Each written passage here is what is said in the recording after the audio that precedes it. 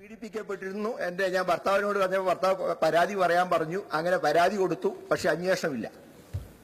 ആ ജയന്തനെ ഒരു വേട്ടക്കാരനെ കുറിച്ച് പറയുമ്പോൾ വേട്ടക്കാരൻ ഏത് പാർട്ടിയാവട്ടെ, ഏത് പാർട്ടിയിൽപ്പെട്ട ആളാണെങ്കിലും ശരി, കുറ്റം ചെയ്താൽ ശിക്ഷിക്കപ്പെടണം എന്നുള്ള കാര്യത്തിൽ യാതൊരു സംശയവുമില്ല.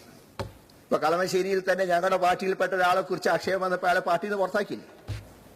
ഇനി നടപടിയെടുക്കേണ്ട ഗവൺമെന്റാണ്. പക്ഷെ ഗവൺമെന്റ് നടപടിയെടുക്കാൻ പറ്റില്ല. കാരണം ഏറ്റവും വലിയ കുറ്റം ചെയ്തത് ബഹുമാനപ്പെട്ട മുഖ്യമന്ത്രിയുടെ പാർട്ടിക്കാരനാണ്.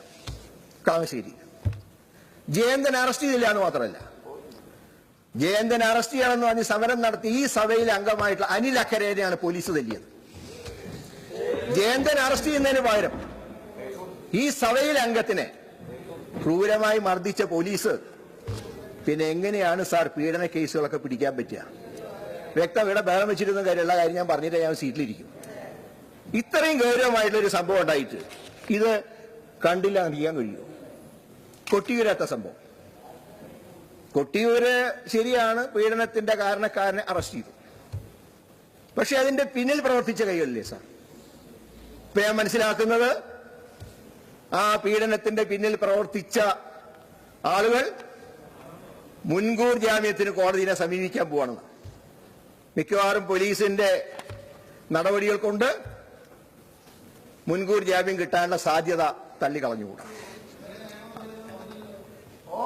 ഇത് കാര്യങ്ങൾ ഇരുന്നിട്ട് പറഞ്ഞിട്ട് കാര്യമില്ല. ഉള്ള കാര്യങ്ങൾ നിയമസഭയിൽ തന്നെയല്ലേ സാർ പറയേണ്ടത്, അല്ലാണ്ട് നിയമസഭയ്ക്ക് പുറത്ത് വന്നിട്ട് കാര്യമുണ്ട്.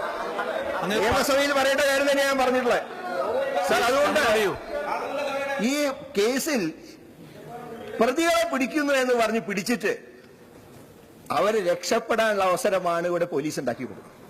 അതാണ് ഇവിടുത്തെ പ്രധാനപ്പെട്ട കാര്യം എന്ന് പറഞ്ഞത്. പ്രതിയെ പിടിച്ചാൽ പ്രതിയെ പിടിച്ചു, പക്ഷെ കോടതിയിൽ ചെന്നാല് പ്രതി ഉയി പോകുന്ന സംഭവം. ഇതുപോലെ നിരവധി സംഭവം ഓരോ ദിവസവും പത്രം നോക്കിയാൽ ഇപ്പൊ കഴിഞ്ഞ ദിവസം വിഴിഞ്ഞത്തുണ്ടായ സംഭവം, ഭിന്നശേഷി യുവതിയെ പീഡിപ്പിച്ച സംഭവം കേസെടുത്ത് ഇല്ല എന്ന് പരാതി. എന്നാണ് 8/3.